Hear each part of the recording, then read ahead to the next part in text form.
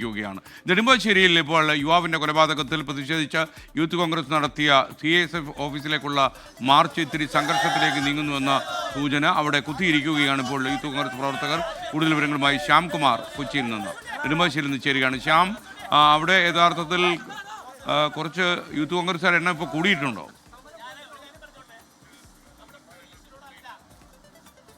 SK നേരത്തെ തന്നെ youth കോൺഗ്രസിന്റെ നേതൃത്വത്തിൽ പ്രതിഷേധമുണ്ടായിരുന്നു. അതിനിടയിൽ പോലീസുമായി ഉണ്ടായ ചെറിയൊരു വാക്കുതർക്കമാണ് യൂത്ത് കോൺഗ്രസ് പ്രവർത്തകരെ പ്രകോപിപ്പിച്ചത്. ഇതോടുകൂടി യൂത്ത് കോൺഗ്രസ് പ്രവർത്തകരും പോലീസുമായി ഒരു ഉന്തുന്തള്ളും ഉണ്ടായി.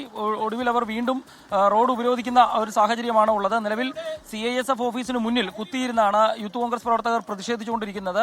നേരത്തെ ഉണ്ടായ വാക്കുതർക്കം പോലീസ് തന്നെ ഇടപെട്ട് യൂത്ത് കോൺഗ്രസ് പ്രവർത്തകരുമായി പരിഹരിക്കുകയായിരുന്നു. ഈ CISFകാർക്കെതിരായിട്ട് വലിയ ആരോപണങ്ങൾ ഉന്നയിച്ചുകൊണ്ടാണ് യൂത്ത് കോൺഗ്രസ് പ്രവർത്തകരുടെ പ്രതിഷേധമുണ്ടായത്. ഏതായാലും ബാരിക്കേഡ് വെച്ച് പോലീസ് ആ പ്രതിഷേധ പ്രകടനത്തെ തടഞ്ഞിട്ടുണ്ട്. നിലവിൽ റോഡ് ഉപരോധിച്ചുകൊണ്ടാണ് യൂത്ത് കോൺഗ്രസ് പ്രവർത്തകരുടെ പ്രതിഷേധം തുടരുന്നത്. വലിയൊരു ജനകീയ പ്രതിഷേധമാണ് യൂത്ത് കോൺഗ്രസിന്റെ നേതൃത്വത്തിൽ ഉണ്ടാവുകയും അവർ വീണ്ടും റോഡ് ഉപരോധത്തിലേക്ക് എത്തുകയും ചെയ്തിരിക്കുന്നത്. SK